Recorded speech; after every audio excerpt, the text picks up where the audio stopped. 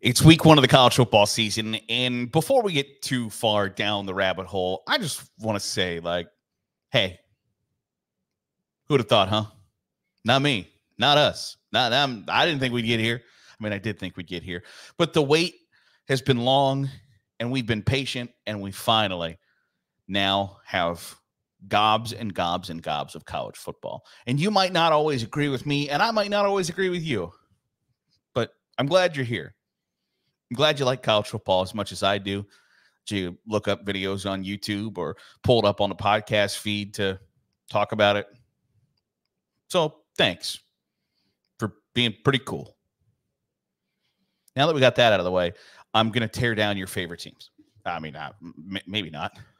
Who should be on upset alert going into week one of the college football season?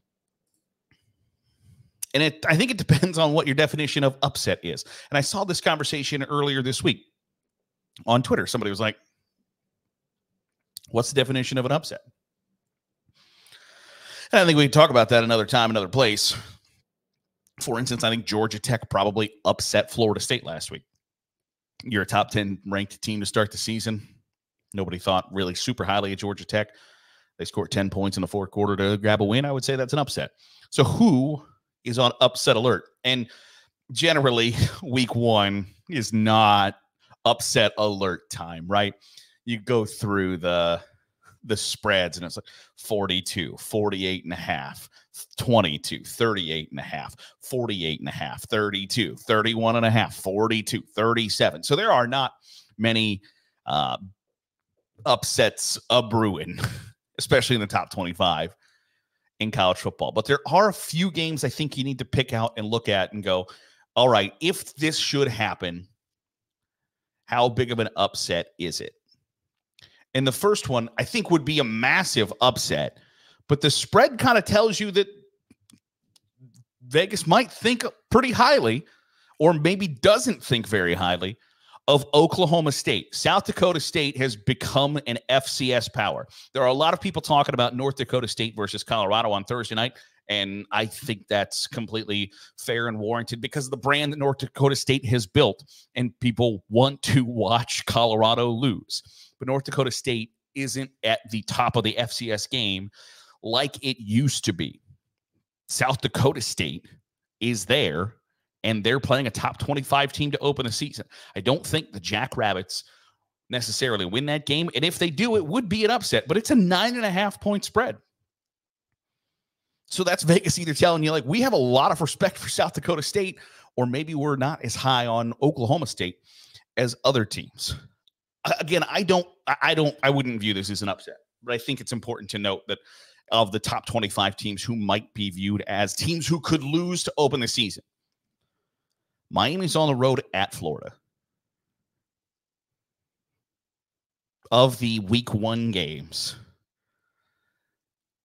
that Miami could have scheduled, or Florida could have scheduled, Miami's ranked 19th. Florida is not ranked. It's only a 2.5-point spread.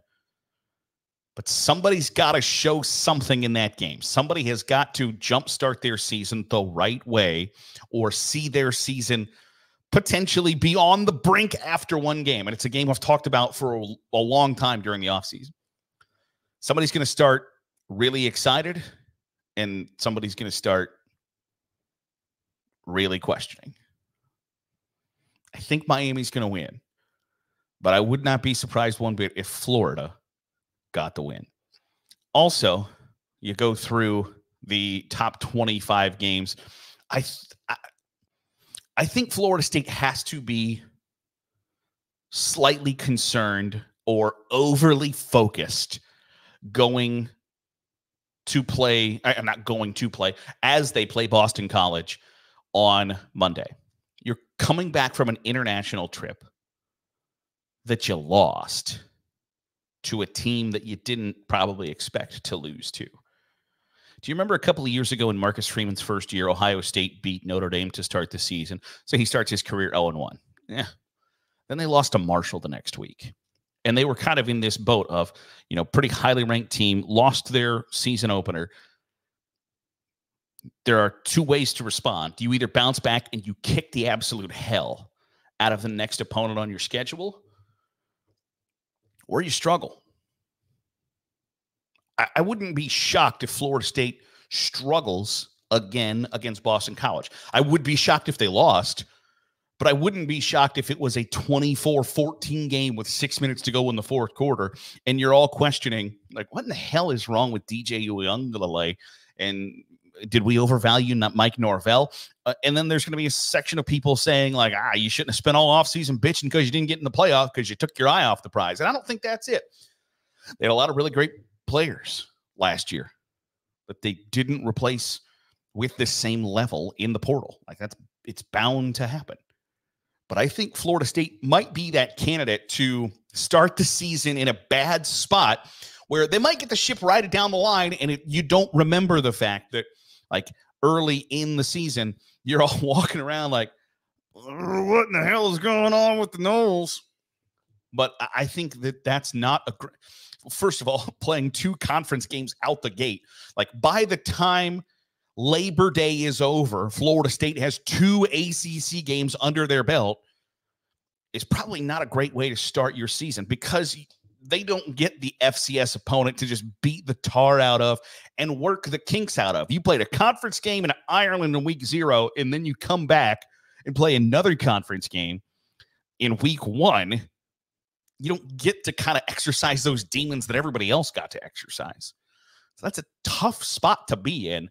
And I'm interested to see how they handle it, because it feels like there are 2 ways. It feels like either that's a game you win 49-6 and everybody goes, all right, so Florida State, real.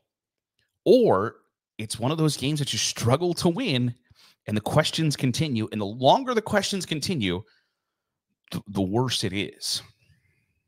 And then I think the final one, and I don't know that this would, similar to Miami versus Florida, I don't know that this would be viewed as that big of an upset.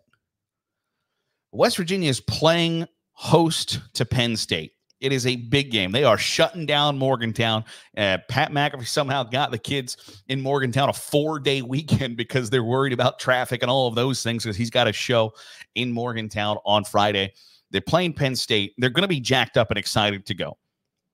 Penn State, outside of games that they are playing somebody that's in the top 10, have been spectacular under James Franklin. They have not really been, like, they are the poster child for an expanded college football playoff. I think I read it that he would have made the college football playoff 5 times in the last 10 years, 6 times in the last 10 years, if it was 12 teams instead of 4. That does a number on changing the perception around your program and around the coaching job you're doing. But West Virginia is a hostile place to play at noon. It's damn near the only place in America where it's not going to be 100 million degrees and you have to worry about depth and cramping and injuries and all of those things. It's going to be Penn State versus West Virginia, and I think it's going to be a shootout. The spread is 51.5. I don't know that West Virginia can stop Penn State enough to win, because if it gets to a shootout, I like Penn State. There are people who do not believe the Drew Aller hype.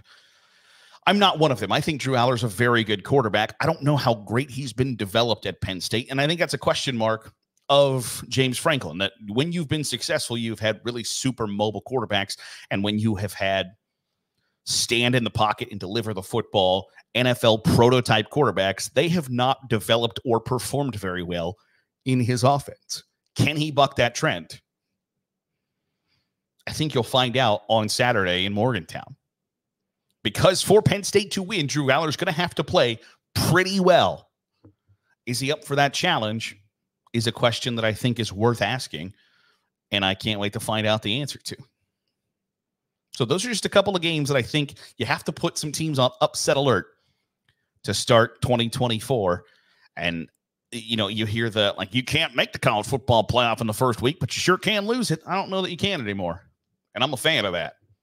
I don't think you should have to be perfect in week 1 to be perfect or be the best team in December. But there could be some wrenches thrown out there, some good old Mario Kart banana peels dropped on the schedule. And those are just a couple of games I think you should look out for as we approach week 1 of the college football season. I can't wait. I know you can't too. We'll talk about everything on Sunday, recap the entire week, stock up, stock down, get you the Sunday Stiff Arm Trophy update when we reconvene on Sunday. I look forward to chatting with you then. If you're watching here on YouTube, hit the subscribe button. Make sure you're getting all the great college football content we're pumping out. If you're listening on a podcast feed, drop a 5-star review. It goes a long way in helping out the channel. I'll see you Sunday for another episode of the Daily Huddle.